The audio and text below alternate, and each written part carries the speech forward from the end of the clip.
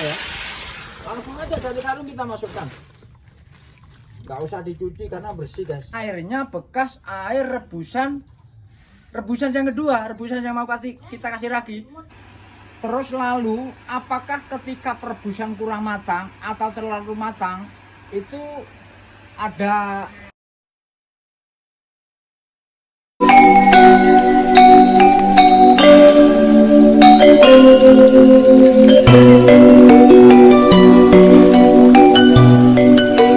penonton Wajar Channel, seperti biasanya Wajar Channel berbagi informasi seputar pedesaan, yaitu mengenai sosial, budaya, dan ekonomi masyarakat desa. Yang pada kali ini masih terusan daripada video yang sebelumnya, yaitu tentang teknologi lokal berskala desa. Saya mau berbagi tentang teknis untuk pengolahan tempe ya guys ya. Proses awal seperti apa yang saya sampaikan kemarin. Jadi kepada penonton Wajar Channel, khususnya bagi pengusaha tempe, baik pemula maupun siapapun lah ya yang mau tanya-tanya, silahkan tinggalkan pesan di kolom komentar. Sesuai dengan janji saya, akan saya balas dan saya tindak lanjuti. Nah, pada hari ini saya memenuhi janji saya tersebut. Karena kemarin juga ada yang komen tentang perebusan pertama atau perebusan kedelai pertama. Ini guys ya. Ternyata pada poin pertanyaan tersebut itu gini. Tentang untuk perebusan pertama itu apakah kurang lebihnya begitu ya, apakah harus direndam dulu atau langsung direbus? Nah, terus apa sih nilai kekurangan dan kelebihan kalau direbus dulu atau masih direndam dulu? Artinya langsung direbus atau direndam dulu? Gini guys ya, langsung aja. Nah, sebenarnya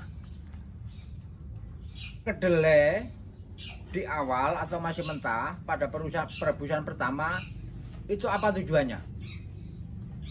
Atau saya ulang ya tentang video kemarin.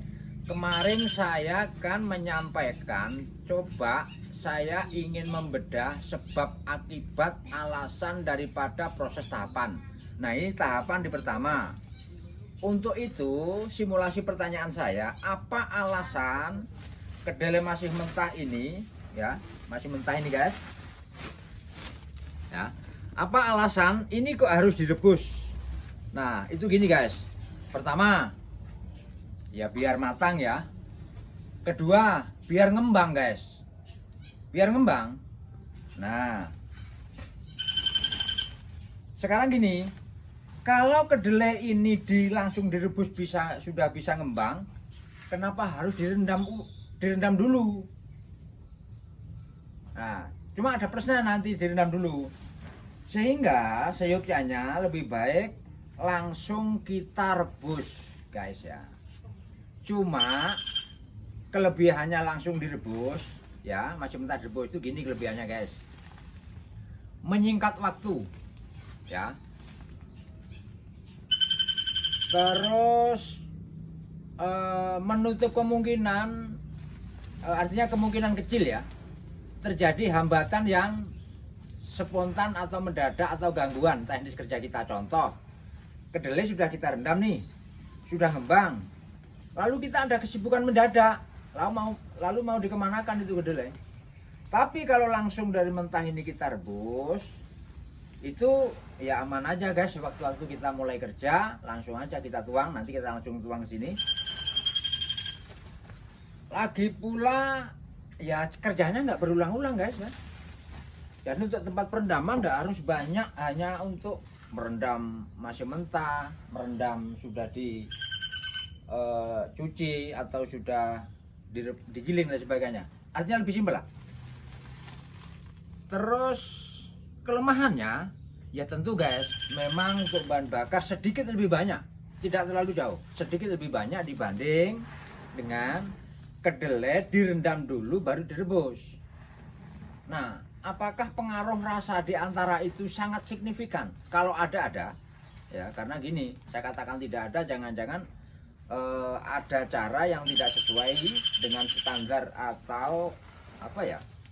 Ya pada SOP lah guys ya, katanya bahasa kampusan SOP. Yang jelas kalau bedanya ada, tapi terpaut sedikit sekali.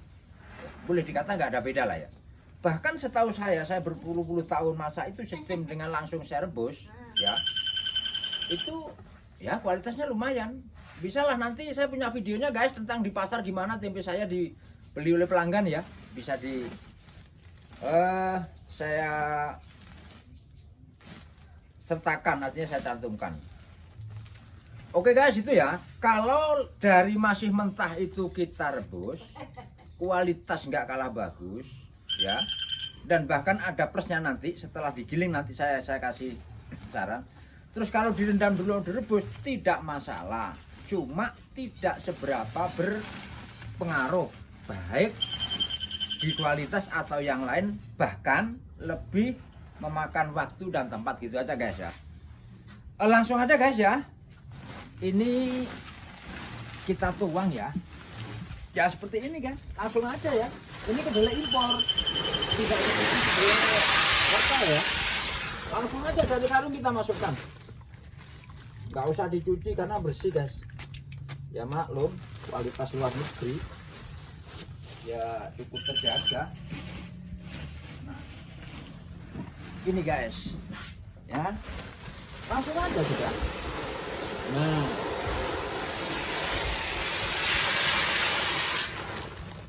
oke. Nah, ini kan tadi saya rebusnya kan masih mentah ya, tidak saya rendam dulu. Memang kekurangannya waktu agak lama dikit, bahan bakar otomatis sedikit agak ini guys, agak banyak juga. Kalau direndam dulu memang lebih cepat, cuma solusinya guys ya, kalau yang langsung direbus tidak direndam dulu, solusinya untuk mengatasi irit bahan bakar, ketika kita mengangkat kedelai yang mau dikasih ragi, mau peragian, itu airnya jangan dibuang guys, airnya jangan dibuang. Jadi kita rebus kedelai yang pertama masih mentah, langsung kita rebus, airnya bekas air rebusan yang kedua, rebusan yang mau kita kasih ragi, itu sudah selesai guys. Sudah sekian persen irit, sudah bahkan melebihi daripada direndam dulu, direbus dengan air dingin tadi. Direndam dulu tapi direbus dengan air dingin, tapi kan lebih irit itu. Oke guys ya, nanti dilanjutkan seperti apa kedelai ini sudah waktunya digiling dan seperti apa penggilingannya. Ya langsung aja guys pada prosesi berikutnya ya. Terima kasih. Oke guys, kita teruskan ya tentang bagaimana cara untuk perebusan kedelai. Kesimpulannya gini guys, sebelum direbus di awal ya, tidak usah direndam, percuma, itu kesimpulannya. Dan yang kedua, langsung aja kita rebus, habis itu kita giling. Dan gilingan saya ini saya pakai alat pemisahan kulit dari bahan bekas guys. Dan cara kerjanya alat ini secara otomatis ya. Jadi nanti kita sambung di video yang kedua ya.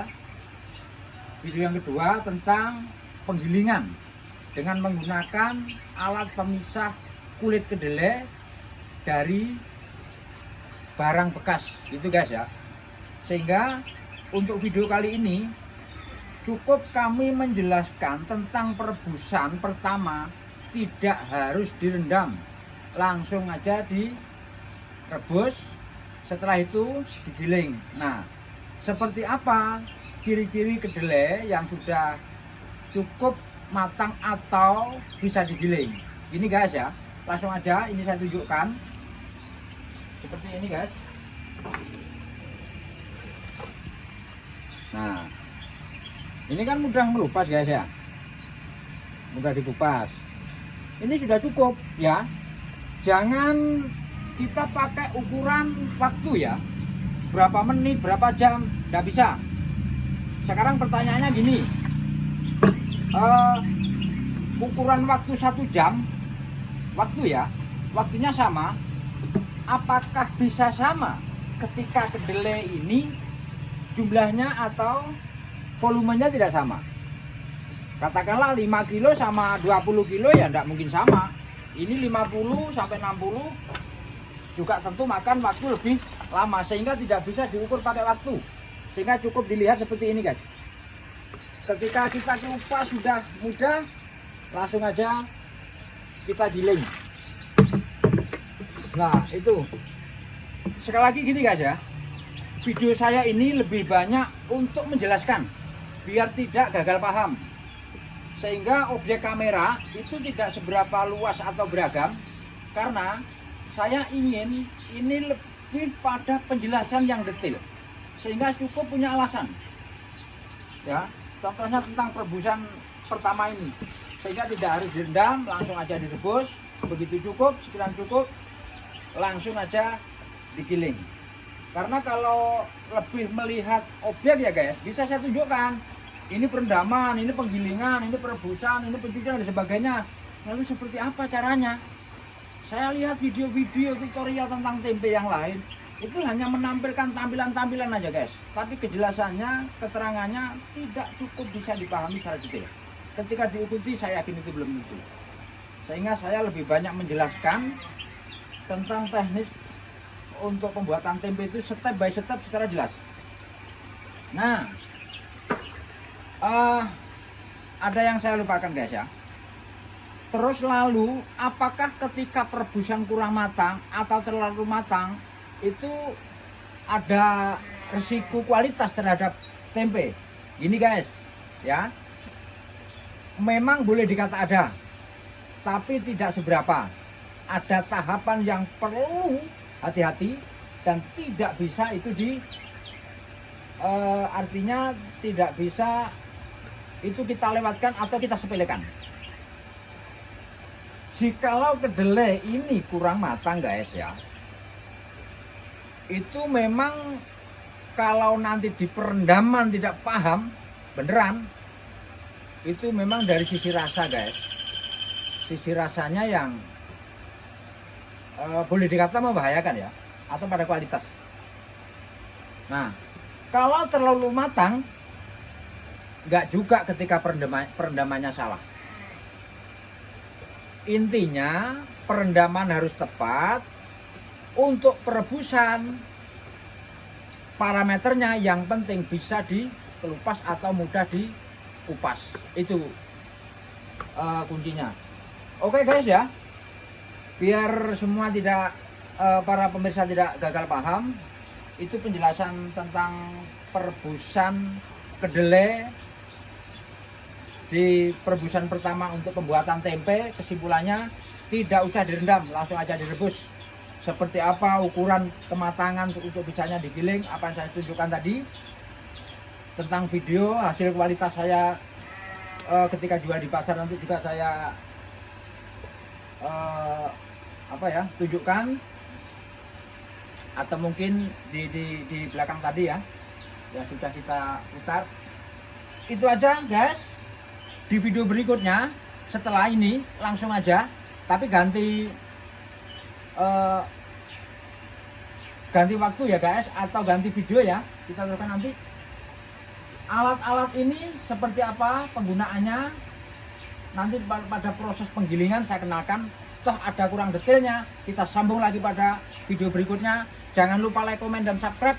Juga tinggalkan pesan di kolom komentar, apa yang menjadi keluhan Anda, apa yang menjadi permintaan Anda, pertanyaan Anda, akan saya jawab langsung. Juga saya tindak lanjuti pakai video seperti ini.